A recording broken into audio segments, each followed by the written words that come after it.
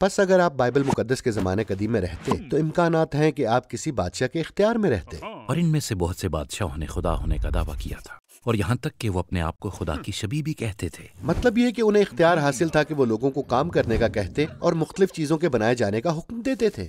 ہاں، وہ اچھائی اور برائی کی تعریف اپنے طریقے سے کرتے تھے. یہ بادشاہ اکثر اپنے مجسمے بنواتے جو عبرانی زبان میں سلم کہلاتا، جس کا ترجمہ اکثر بت یا شبیہ کیا گیا ہے.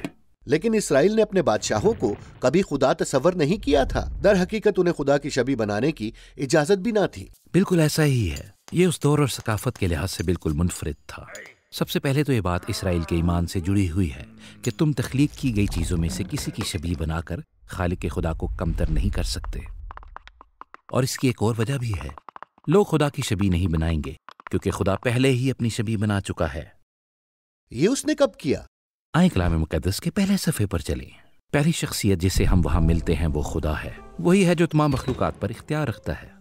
وہ کہتا ہے اور مخلوقات اس کا حکم مانتی ہیں. وہ وضاحت کرتا ہے کہ کیا اچھا ہے اور کیا اچھا نہیں ہے. دوسرے لفظوں میں وہ اکیلا ہی بادشاہ ہے. لیکن پھر حیران کن طور پر وہ اپنی تخلیق کے کام میں انسانوں کو سب سے اعلیٰ بناتا ہے اور سب انسانوں کو خدا کی شبیہ کہتا ہے. تو کیا وہ تمام انسانوں کو حکمرانی کرنے کا اختیار دیتا ہے؟ بالکل درست. یہی وہ اس کے بعد کہتا ہے.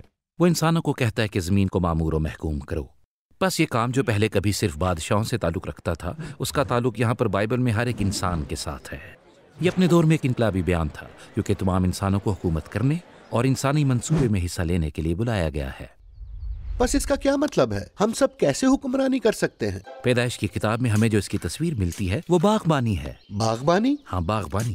وہ زمین پر حکمرانی کرتے ہیں، کاشتکاری کر کے زمین کی تمام خام صلاحیتوں کو بروئے کار لا کر اور پھر اس میں سے کچھ زیادہ اور نیا پیدا کر کے. پس وہ ایک دوسرے کے لیے خوراک پیدا کرتے ہیں؟ ہاں، لیکن اس میں خاندانوں کو بڑھانا شامل ہے. پھر ان کے آس پڑوس میں لوگ بڑھتے ہیں اور وہ برادریاں بناتے ہیں جہاں لوگ کام کرنے کو جاتے ہیں اور ایک دوسرے کا خیال رکھتے ہیں. وہ کاروبار کرتے اور شہر بساتے ہیں جو نئے علاقوں تک پھیل جاتے ہیں. تو ہمارا روزمرہ کے کام کرنا اور تخلیقی صلاحیت کو بروئے کار لانا حکمرانی ہے. ہاں، یوں ہم دنیا کو کسی سمت لے کر جاتے ہیں. یہ انسانیت کو سونپا گیا الہی اور مقدس کام ہے.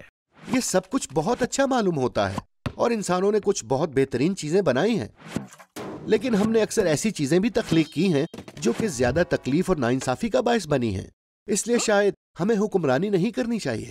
ہاں، اور بائبل مقدس اس بارے میں بات کرتی ہے. پیدائش میں کیا ہوتا ہے کہ خدا انسانوں کو انتخاب کا موقع دیتا ہے کہ وہ کس طرح حکمرانی کرنا چاہتے ہیں.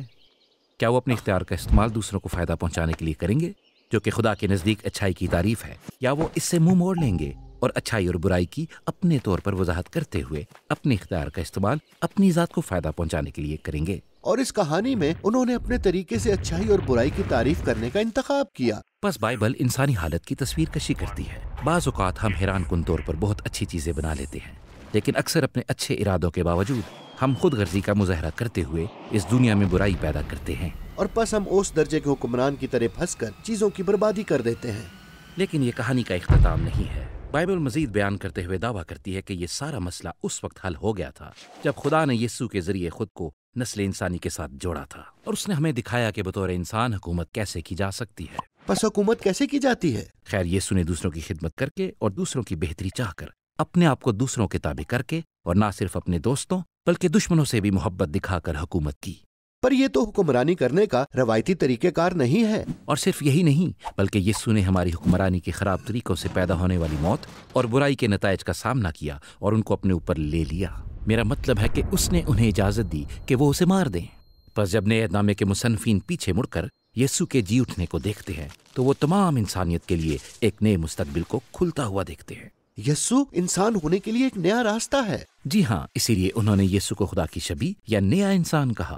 اور نہ صرف یہ بلکہ وہ یہ بھی مان رکھتے تھے کہ یسوع کی الہی زندگی اور قدرت ہمیں شفا دینے اور تبدیل کرنے کو موجود ہے تاکہ یہ ہماری زندگی اور قوت بن جائے. یہ تو بہت خوب ہے، لیکن حقیقی طور پر یہ کیسا نظر آتا ہے؟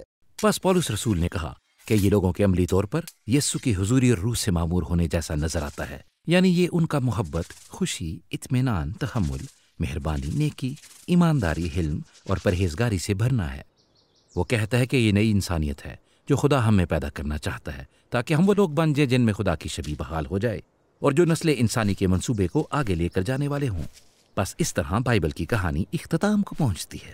یہ ایک نئی دنیا ہے جہاں خدا اپنے تخت پر ہے اور اس کے خادمین اس کے چوگرد ہیں، لیکن یہ وہی ہیں جو اس نئی دنیا پر حکمرانی کر رہے ہیں اور یسوع کے ساتھ اپنے شافی اور رہنما کے طور پر چلتے ہوئے اس دنیا کو ایک اندیکھے مقام کی طرف لے جا رہے ہیں۔